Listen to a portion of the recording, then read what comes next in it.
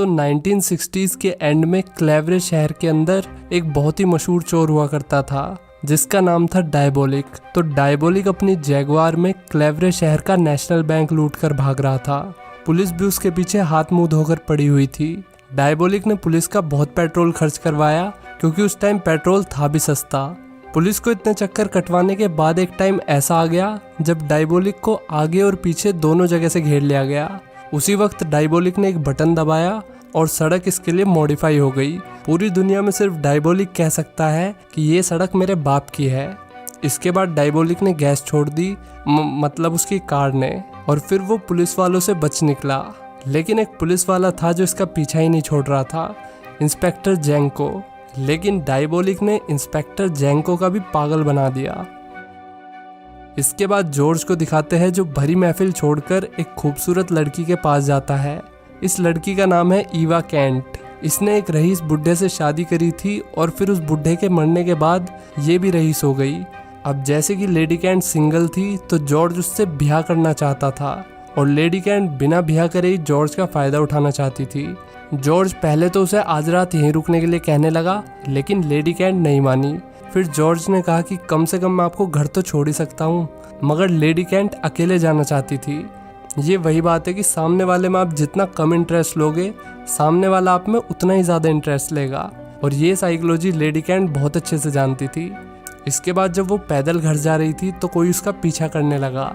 असल में ये और कोई नहीं बल्कि इंस्पेक्टर जेंको था। उसने लेडी केंट को बताया कि वो खतरे में है, और फिर ये दोनों एक रेस्टोरेंट में गए जहाँ इंस्पेक्टर जेंको ने लेडी केंट को सावधान रहने के लिए कहा, क्योंकि लेडी केंट साउथ अफ्रीका से अपने साथ पिंक डायमंड लाई थी जो कि बेहद बेशकीमती था, और ऐसा हो ही नहीं सकता कि डायबोलिक उस पिंक डायमंड को चुराने की कोशिश ना करे।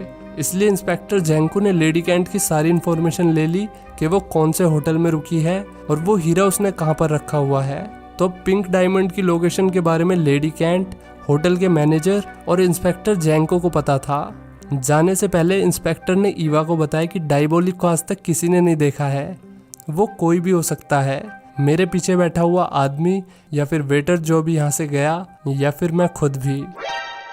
Eva Kent grand hotel Excelsior में रुकी हुई थी जहाँ उसे उसका पर्सनल वेटर प्रोवाइड कराया गया था जिसका नाम था रोबर्टो। रोबर्टो यहाँ अपने साथियों से बात कर रहा था। तभी हम देखते हैं कि इस रूम में माइक्रोफोन लगा हुआ है जो इनकी बातें रिकॉर्ड कर रहा था। डायबोलिक इनकी बातें बड़ी ध्यान से सुन रहा था। इसके बाद जब रोबर्टो घर जा रहा होता है तो डायबोलिक ने अपने चाकू से उसे मार गिराया। फिर उसने रोबर्टो की लाश को सीवर में फेंक दिया। अब पहली बार डायबोलिक का फेस दिखाया जाता है।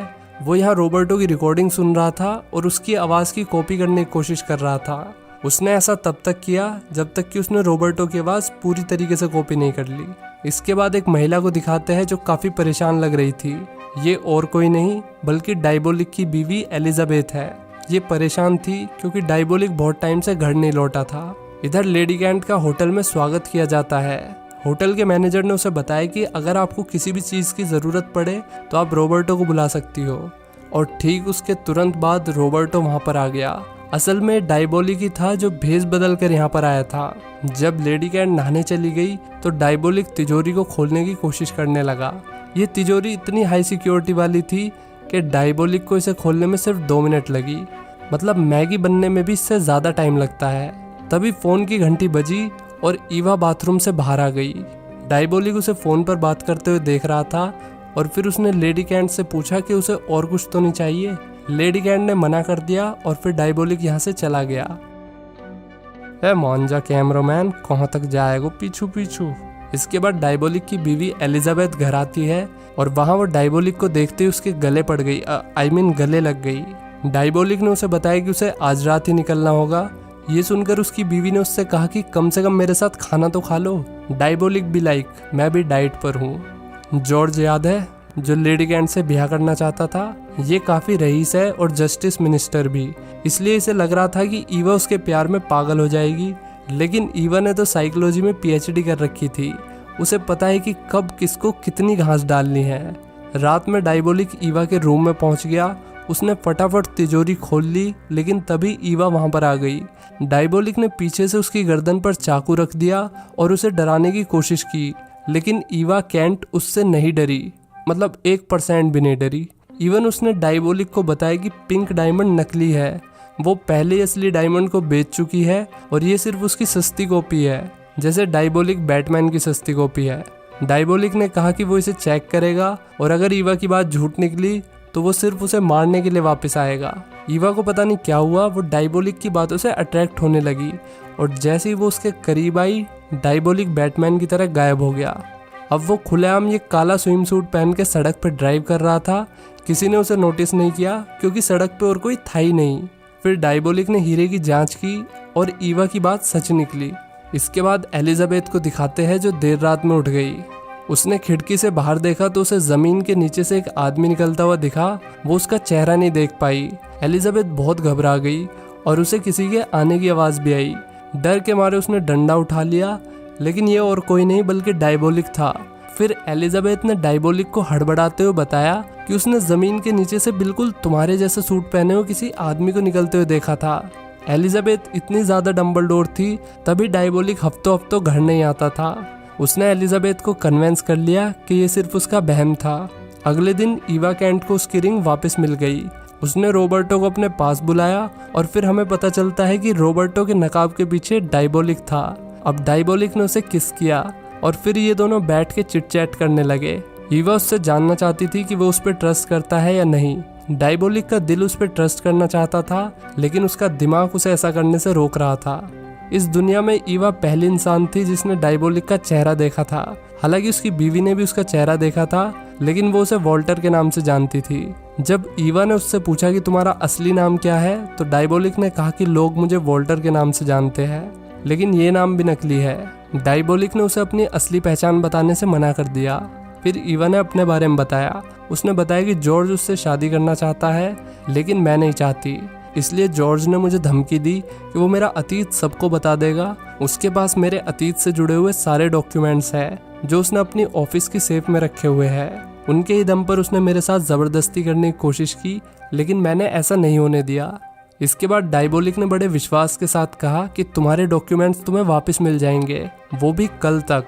डायबोलिक ने उससे कहा कि वो कल दोपहर मिड डे कैफे में उसका इंतज़ार करे और जो भी आदमी तुम्हारे पास आकर कहेगा गू खा लो, तो समझ जाना वो मैं हूँ। तभी यहाँ मैनेजर आ गया। उसे लगा रॉबर्टो लेडी कैंट के साथ कुछ गलत काम कर रहा है, इसलिए वो चाबियाँ ढूंढने के बहाने रॉबर्टो को ढूंढने लगा। डायबोलिक अलमारी में छुपा हुआ था, जहाँ पर चेक करने के लिए मैनेजर कभी भी आ सकता था। तभी हम देखते हैं कि ईवा कोड लैंग्वेज में बात कर सकती है, बिल्कुल डायबोलिक की तरह। उन दोनों ने कोड लैंग्वेज में बात करके मैनेजर का ध्यान भटकाया और फिर डायबोलिक यहाँ से निकल गया। दूसरी तरफ एलिजाबेथ गार्डन में वो रास्ता ढूंढने लगी जहाँ से उसने कल रात उस कोट वाले आदमी को निकलते हुए देखा था। गोपी बहू एलिजाबेथ को वो रास्ता मिल गया और जैसे ही वो नीचे गई उसे वहाँ बहुत सारे चेहरे दिखे, जिन्हें देखकर उसे ऑलमोस्ट हार्ट अटैक आ ही गया था। लेकिन यहाँ पहली बार उसे महिला होने का फायदा मिल गया। फिर उसने पुलिस को फोन कर दिया। पुलिस भी बड़ी जल्दी यहाँ पर पहुँच गई। इंस्पेक्टर जैंको को अंदाजा हो गया कि ये जरूर डायबोलिक है, इसलिए उसने अपने सभी आदमियों को काम पे लगा दिया। इसके बाद हम डायबोलिक को देखते हैं, जिसने सड़क के बीचों बीच अपने लिए खुफिया सुरंग बनाई हुई थी जो सीधा इसके अंडरग्राउंड हाउस में जाती थी। अब ये कहने में कोई डाउट नहीं है कि सड़क सच में इसके बाप की है। हालांकि पुलिस पहले से इसके इंतजार में खड़ी थी। इसके बाद डायबोलिक ने भागने की कोशिश की, लेकिन वो पकड़ा गया। अगले दिन ईवा मिड डे कैफे में उसका वेट कर रही थी।